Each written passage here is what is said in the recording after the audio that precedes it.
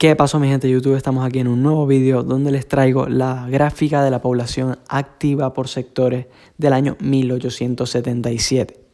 Esto es una práctica BAU que ha ocupado alrededor de 2 páginas. Espero que les guste. Comenzaremos con la teoría y luego continuaremos con el esquema. El gráfico de barras complejo que nos ofrece información acerca de la población activa, que son las personas en edad y condiciones de trabajar, por sectores económicos en los diferentes países durante el año 1877, diferenciando los porcentajes de ocupados en la agricultura y pesca, en los servicios y en la industria y minería. En el eje de abscisas u horizontal aparecen los países que son Estados Unidos, Francia, Alemania, Holanda, el Reino Unido y España. En el eje vertical aparecen los porcentajes de población activa en cada uno de los sectores económicos. Los países que representan la mayor proporción de población industrial son el Reino Unido y Holanda. Los que presentan una menor proporción son España y Estados Unidos. A partir de las diferencias de distribución activa, podemos afirmar que los países más desarrollados industrialmente son Holanda y el Reino Unido, que tenían un menor porcentaje de ocupados en la agricultura y en cambio un mayor porcentaje de ocupados en la industria y en los servicios. España es diferente, porque tiene un mayor porcentaje en el sector primario y menos en el secundario y el terciario, al igual que Estados Unidos, Alemania y Francia. Mientras los países más avanzados de Europa entraban en el siglo XIX en una acelerada industrialización con firmes instituciones liberales, tanto a nivel político, parlamento que legislaba a favor de esta actividad, como a nivel económico, con predominio del liberalismo, España se encuentra en esos años bastante atrasada respecto a los demás países europeos, debido sobre todo a las convulsas circunstancias políticas del siglo XIX.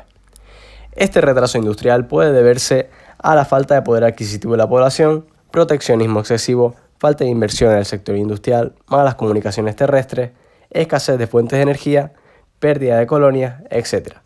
Algunos de estos problemas se fueron resolviendo a lo largo del siglo XIX, pero de todos modos la industrialización española fue lenta, débil y tardía, según los países más avanzados en tal sentido de Europa. Históricamente, para que se produjese una revolución industrial, tenían que darse conjuntamente una serie de factores positivos, como la agricultura moderna, la materia prima abundante, la mano de obra abundante y preparada, capitales nacionales abundantes, transporte fácil y barato, o el mercado nacional unificado. En el siglo XIX, en el caso de la industrialización española, solo son positivos los siguientes factores. Tenemos abundancia de materias primas fundamentales como carbón y hierro y contamos con abundancia de mano de obra, aunque retenida por la agricultura cuando la necesitaba la industria. Sin embargo, presentaba problemas estructurales, como que la agricultura española no se transformó en el siglo XIX. Con las desamortizaciones cambió de propietario, pero no cambió su forma de explotación ni su rendimiento. Estos continuaban siendo pobres y además ocupaban a millones de españoles. Un campesinado pobre tampoco puede comprar los productos que elabora la industria manufacturera nacional. Esta tendrá unas dimensiones necesariamente pequeñas al tener un volumen de compradores pequeño, o sea, poco. El capital que se invertía en la industrialización española sería básicamente extranjero y con la intención de obtener beneficios rápidos como explotaciones de minas y construcción de ferrocarril. Una de las razones para esta ausencia de capital español para montar la industria española será que los españoles con dinero lo habían invertido previamente en comprar tierras desamortizadas y carecían de dinero o ganas para invertir en la industria.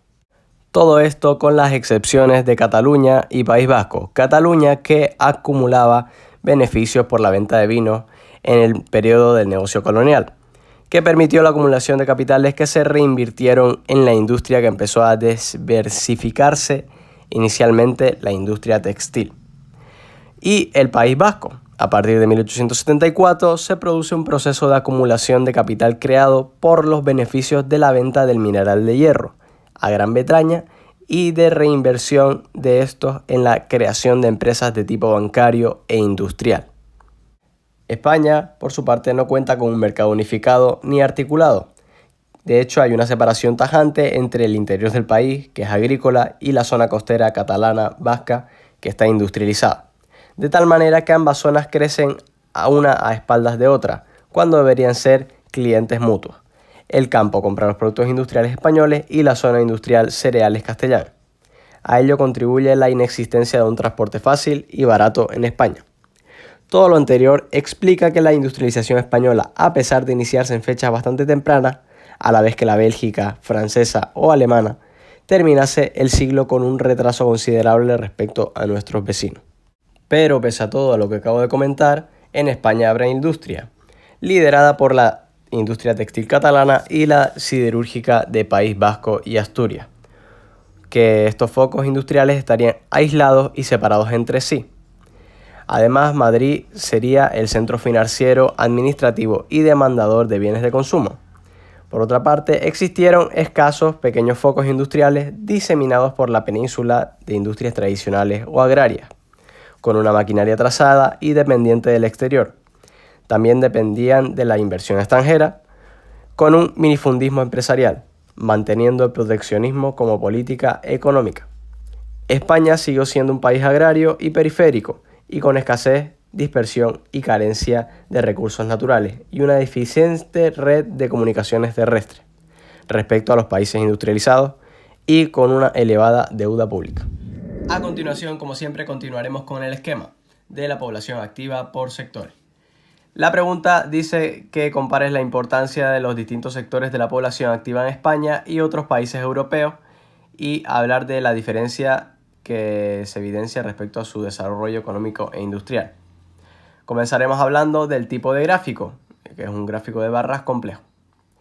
Tenemos que decir también qué ofrece y de cuándo ofrece la información de la población activa, que son las personas en edad y condiciones de trabajar, por sectores económicos, durante el año 1877 en diferentes países.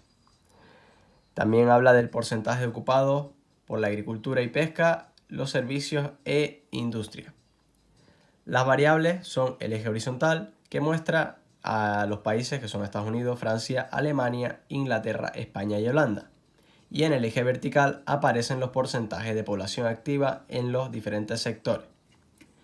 Las diferencias, tenemos que hablar de las diferencias de países con mayor proporción industrial, que eran Inglaterra y Holanda, y menor proporción industrial, que eran España y Estados Unidos. Los países con mayor porcentaje de agricultura, que eran España y Estados Unidos, Alemania y Francia, y los con menor porcentaje en agricultura, que eran Inglaterra y Holanda. A continuación pasamos a la segunda pregunta, donde tenemos que señalar las causas de estas diferencias. Comenzaremos con el cuerpo 1, donde hablamos de la comparación de España con otros países. Los países europeos más avanzados tenían una acelerada industrialización, tenían firmes instituciones liberales, como nivel político, los parlamentos, o nivel económico, liberalismo. España estaba bastante atrasada en este sentido, por sus convulsas circunstancias políticas. Los motivos del retraso industrial eran falta de poder adquisitivo de la población, proteccionismo excesivo, falta de inversión en la industria, malas comunicaciones terrestres, pérdida de colonias y escasas fuentes de energía. Hay que comentar también que la industria española fue tardía en el siglo XIX, ya que tuvo algunos problemas resueltos durante el siglo XIX y aún así la industrialización española fue lenta, débil y tardía, comparada con otros países europeos más avanzados. A continuación, en el cuerpo número 2, nos preguntaremos cómo se hace una revolución industrial. Para esto se tienen que dar diferentes factores positivos en conjunto, como la agricultura moderna, la materia prima abundante, los capitales nacionales abundantes, la mano de obra abundante y preparada, los transportes fáciles y baratos y un mercado nacional unificado. ¿Qué de bueno tenía España?